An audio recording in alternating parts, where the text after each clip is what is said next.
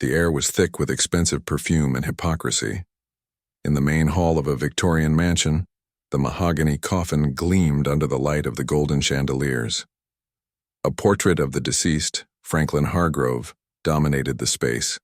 A respected businessman, generous to his friends, influential in high society. The guests filled the room with restrained murmurs, drinking brandy and sharing anecdotes about Franklin's greatness. Among them, Elliot Moore, the deceased's partner, spoke to a group of investors trying to maintain a respectful tone while already exploring the future of the company. Margaret Hargrove, an elegant and meticulous widow, maintained a serene air, but her gaze betrayed discomfort, perhaps fear of what would come after that funeral. James Carter, a young journalist covering the tycoon's death, watched the faces around him intently, sensing that there was more to the wake than met the eye. And then, in the corner of the room, sitting on a wooden chair away from the hustle and bustle, was Clara Johnson, an elderly black woman dressed in a simple dark blue dress and a small hat. The wrinkles on her face told stories of a time that no one there seemed to care to remember. None of the guests said a word to her. To everyone, she was just an irrelevant presence. Clara didn't seem offended. Her dark eyes scanned the room, slowly, analyzing every expression, every movement. She listened and waited. The pastor called everyone for the last words before the burial. It was time to say goodbye. Clara took a deep breath, gripping the arm of the chair tightly. The moment was coming. The murmur of the guests spread through the room like a discreet but constant hum. Everyone was talking about Franklin Hargrove, but not everyone seemed to mourn his departure. Elliot Moore, the deceased's partner, walked among the mourners, with a solemn expression, but his thoughts were far from the coffin. To him, Franklin was more than a business partner. He was a problem, a difficult, unpredictable, manipulative man. His death brought a new opportunity, and Elliot was determined to ensure that Hargrove Industries would continue under his leadership. He approached Margaret Hargrove, the widow, dressed in impeccable black. She held a silk handkerchief between her slender fingers, her eyes fixed on the coffin. A ceremony worthy of him, Elliot said, in a tone of practiced sympathy. Yes, exactly as he would have wanted, Margaret replied, without emotion. Elliot tilted his head, trying to decipher this woman. Her marriage to Franklin had always been a mystery. It wasn't a love match, everyone knew that. But there was something else there, something no one had ever fully understood. Across the room, James Carter, the young journalist, held a notebook and pretended to jot down details for his article. But in reality, he was watching, sniffing. He had received an anonymous tip the night before. Something about Franklin Hargrove and a buried secret. James then noticed the elderly woman sitting in the corner of the room, Clara Johnson. She didn't belong in that circle of wealthy and influential people. He wondered who she was, but no one seemed to notice her. He made a mental note to find out later. Clara, on the other hand, watched everything in silence. She saw through the facade of mourning, through the restrained smiles and the feigned pain. She knew the truth, and when the time came, he would make sure everyone there knew it too. The pastor cleared his throat, drawing the attention of the room. The conversation died down, and the guests arranged themselves in a circle around the casket. The moment of farewell was near. Clara Johnson remained motionless in the corner of the room, her hands folded in her lap, her dark eyes analyzing each person there. She recognized faces, new names, new stories that no one there would dare to tell out loud. She knew who Franklin Hargrove really was. Elliot Moore stayed close to the widow, occasionally glancing at James Carter, the journalist. Something about him bothered him. Elliot knew how to recognize a man who was on the scent of something, and this reporter was sniffing more than he should have. James, for his part, was focused on something else. He felt a shiver when he noticed Clara's expression. Unlike everyone there, she didn't seem sad or indifferent. She seemed prepared. As if she had been patiently waiting for the right moment, the pastor began to speak, extolling the qualities of the deceased. A hard-working, generous, charitable man. Clara pursed her lips. Lies flowed through the room like incense burning on a false altar. She looked at Margaret Hargrove. The widow wasn't crying. There was no mourning in her eyes, just a distant look, lost in thoughts that no one there could guess. The pastor invited those present to say goodbye to Franklin. One by one they went to the coffin, murmuring low words of farewell. When it was Margaret's turn, she hesitated. She looked at her husband's lifeless face, her fingers clenching the fabric of his dress. Then, in an almost imperceptible gesture, she whispered something to the dead man. Clara noticed, and in that instant she knew that Margaret knew the truth too. The time was coming. She stood up. Silence hung over the hall like an invisible weight. Everyone had said goodbye to Franklin Hargrove, some with emotion, others with carefully disguised coldness. The pastor signaled to end the ceremony, but before he could say the last prayer, an unexpected sound cut through the air. A chair being scraped. All eyes turned to the corner of the room. Clara Johnson was standing. She straightened her dark blue dress, slid her fingers over her small hat, and stepped forward. Her steady gaze swept the crowd, and the expression on her face caused the murmur to cease immediately. Margaret Hargrove's lips parted in surprise. Elliot Moore frowned, annoyed. James Carter, the journalist, leaned forward slightly, instinctively knowing something was about to happen. "I apologize for the interruption," Clara said, her voice heavy with a weight no one there yet understood.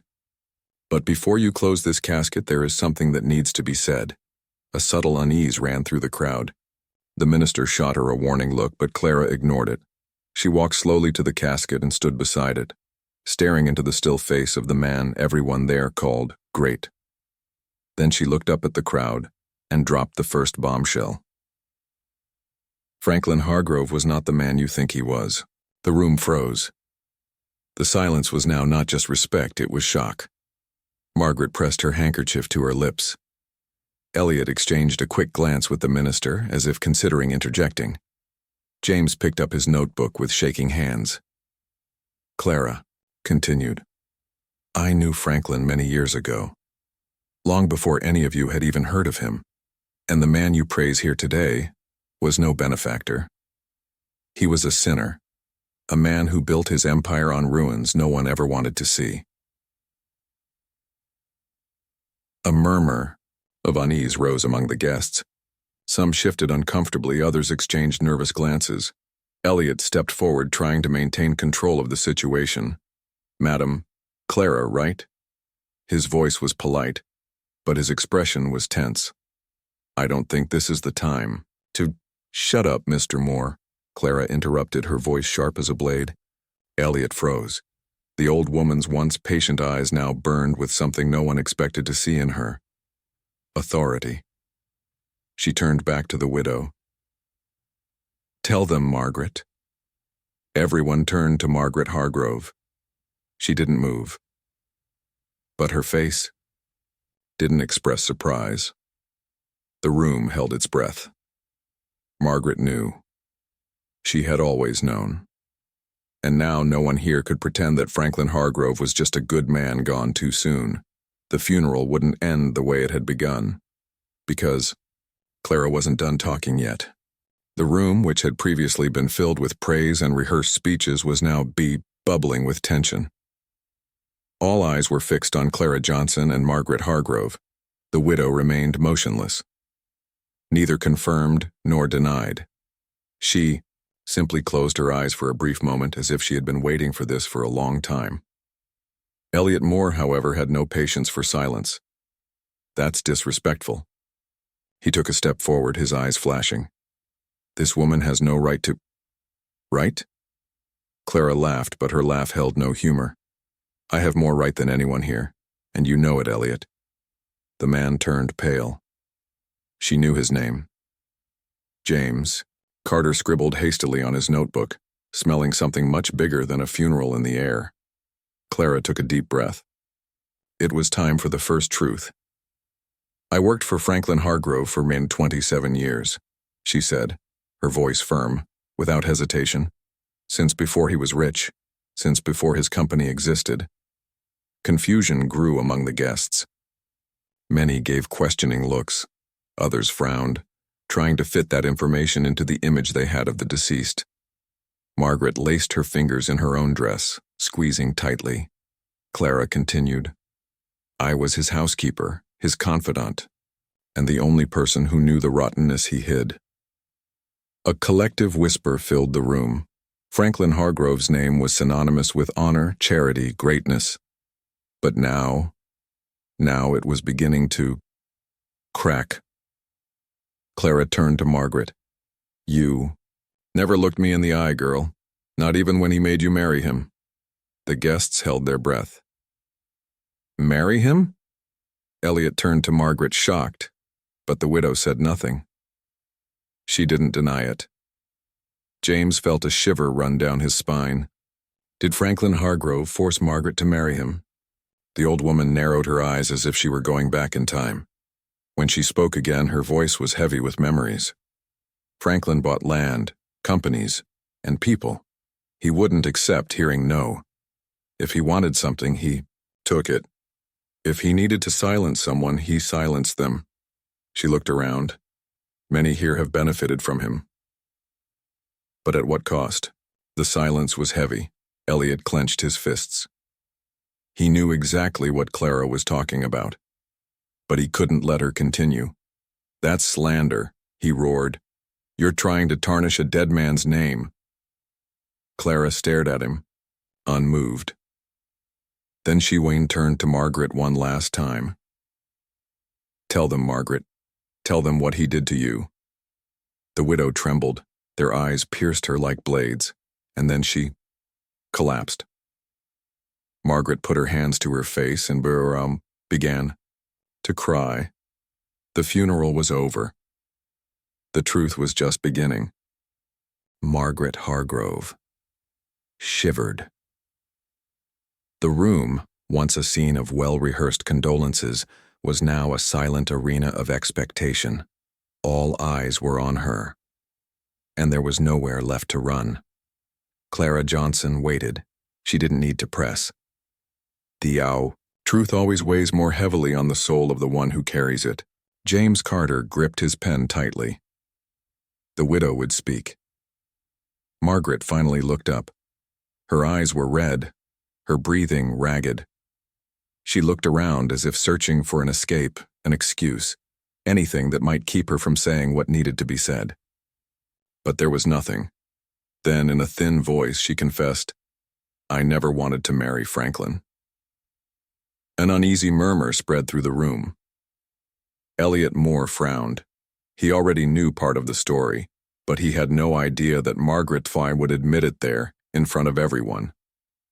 I was 21, she continued, her voice trembling. My family was broke. When Franklin bought my father, paid off his debts, and in exchange I became his wife. A few women in the room put their hands to their mouths. A bought marriage? He never hit me. Margaret swallowed hard. He never needed to. Franklin knew that the worst kind of prison has no bars. He isolated me, surrounded me with luxury. But I was never free. Clara nodded, her gaze filled with something that no one else could decipher. And you accepted, she said without judgment, just stating a fact. Margaret closed her eyes. You accepted. Not because you wanted to, but because you saw no other choice. James Carter noticed the tension in the air. He had to ask. Did you know about the other things? His voice broke the silence like distant thunder. Margaret froze. Elliot glanced at Clara, knowing exactly what the reporter was talking about. What things? Someone asked from the back of the room. Margaret shivered once more. And then the truth came crashing down on her. Franklin destroyed lives. The room went silent. She looked at Clara, her eyes brimming with tears. It wasn't just me. He did it to her too. James held his breath. To Clara? Elliot Moore closed his eyes. He already knew what was coming next. Clara took a deep breath. Her turn had come. She looked at the faces around her, the people who had ignored her the entire funeral. Now they were all hanging on her every word. The truth would hurt. But she wouldn't back down. Franklin Hargrove's legacy would crumble right there in front of his own casket. And she would make sure of it. Everyone was looking at Clara now. Throughout the funeral, she had been ignored. Now, no one dared to look away. The name Franklin Hargrove no longer carried the grandeur it once had. Now it was a heavy name, tainted with secrets that were being pulled from the shadows. Clara took a deep breath. It was time.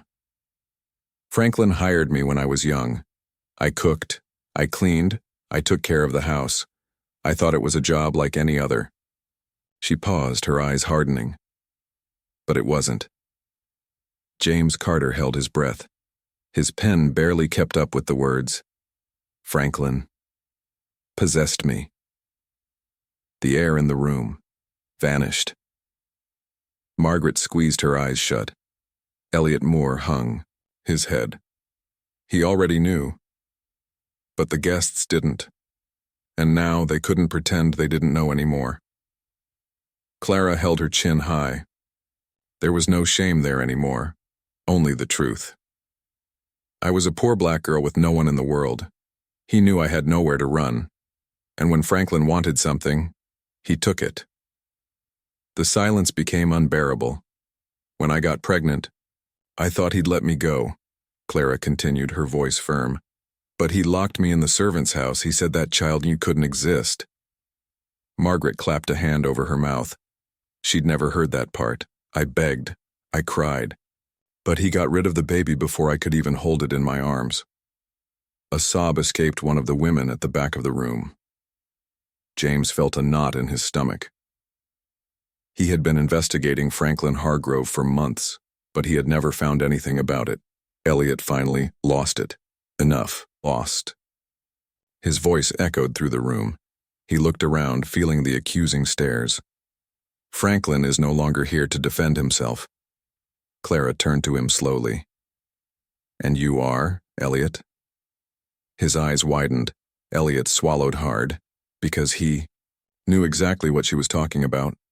Clara stepped forward. You helped Franklin hide everything.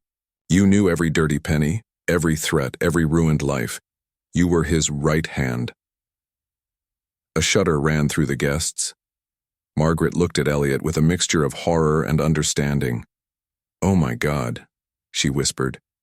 You were part of this. Elliot opened his mouth, but there was no defense. Franklin Hargrove was dead, but the funeral was for something else now. The burial of his empire. And Clara wasn't done yet. The funeral, which had begun as a grand ceremony filled with eulogies, was now a battlefield. Elliot Moore was exposed. Everyone knew it. He wasn't just Franklin's partner, he was his accomplice. The man licked his dry lips. That's crazy, he said, trying to maintain his composure. You have no proof. Clara didn't look away. She didn't need proof.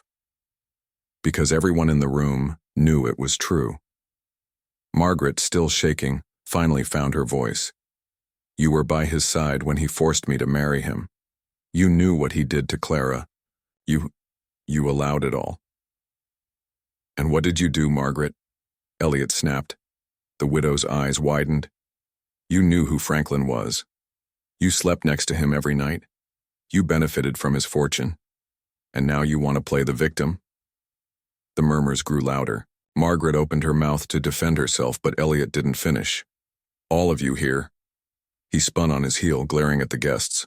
Worshipped Franklin while he was alive. You took his money, accepted his favors, attended his parties. Now that he's dead, you want to point the finger? The room fell silent. Because deep down, Elliot wasn't wrong. Franklin Hargrove would never have built his empire alone. He always had help. From Elliot, from Margaret, from investors, from politicians. Clara looked around at all those tense faces, feeling the weight of the truth spread like poison. She knew none of them were innocent, but she also knew that guilt could eat a soul to the bone. Margaret closed her eyes, and then, for the first time, she spoke the truth to herself. I could have stopped him. Her hands were shaking, but I chose to close my eyes. The funeral had exploded into confessions. Elliot looked around, watching his allies drift away. He could see it in their faces. No one was on his side anymore. James Carter was frantically taking notes. He had his story. But Clara didn't care about headlines. She turned to Margaret. "You know what you have to do." The widow's eyes shone with deep fear. She knew. And that would change everything. Margaret Hargrove felt the weight of all eyes on her. She had spent years being the perfect wife, sustaining the lie that Franklin Hargrove had constructed. But now, the truth was exposed, and she knew that she could hide no longer. Clara Johnson stood firm in front of her, waiting. Elliot Moore, realizing that Margaret was about to do something irreversible, took a step forward. "Margaret, think carefully." His voice was low, but full of threat. "If you admit anything, you will fall with me." The widow shuddered. He was right. If she revealed everything she knew, if she handed Franklin over to public trial, then she would be judged too. Because there were no innocents at that funeral. Clara bowed her head. "Silence will not save your soul, my dear." Margaret closed her eyes. She knew it. The room was still. The air was thick with anticipation.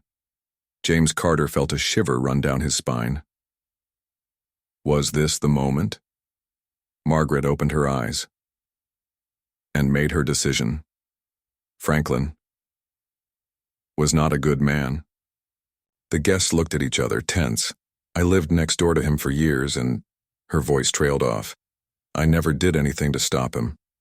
Elliot stepped forward. "Margaret, be careful what you say." But she ignored him. She was free now. "I want everyone to know." Her voice rose, filling the entire room. Franklin Hargrove was a monster. The ballroom exploded. The guests murmured in shock, some already backing away, as if the room itself was cursed. Elliot knew he could no longer control the situation. Margaret had sealed the fate of the Hargrove empire. Everything would fall apart. Clara looked at the widow for a long moment. Then she took a deep breath and gave a small nod. She had waited a long time to hear this truth spoken aloud. And now, it was done. But there was still one last piece missing. And when Clara opened her mouth again, everyone knew that the final blow was coming. "There is something else you need to know. The funeral would not end without the final truth. And that would change everything." The hall was in ruins, not physically, but the lies that had sustained Franklin Hargrove's empire had been destroyed. Margaret Hargrove had confessed. Elliot Moore had been unmasked. But Clara Johnson wasn't done yet. She looked out at the crowd. "There's something I haven't told you yet." The silence fell like a weight on the guests. James Carter clutched his pen. Elliot, already defeated, gritted his teeth. Clara turned to Margaret. "You know what I'm talking about, don't you?" Margaret turned pale. "No," she murmured, already knowing the answer. Clara nodded. Her eyes filled with something different, this time. Pain. Franklin Hargrove destroyed my life. He took everything from me. But she couldn't erase one thing. Margaret put a trembling hand to her chest. Elliot felt his body freeze. James, even without understanding yet, knew that this was the final twist. "My son isn't dead." The hall exploded in whispers. Clara kept her eyes on Margaret. "You know who he is." The widow took a moment to absorb those words. And then she realized. She covered her mouth, horrified. James Carter, felt a shock go through his body. No, it couldn't be. I'm your mother, James. Clara's voice was low, but it carried through the hall like thunder. James dropped the notepad. The guests froze. He blinked, his breath catching. No, it didn't make sense. But when he looked into Clara's eyes, he saw the truth there. A truth that had always been there, but he had never realized it. He was Clara's lost son. Margaret began to cry silently.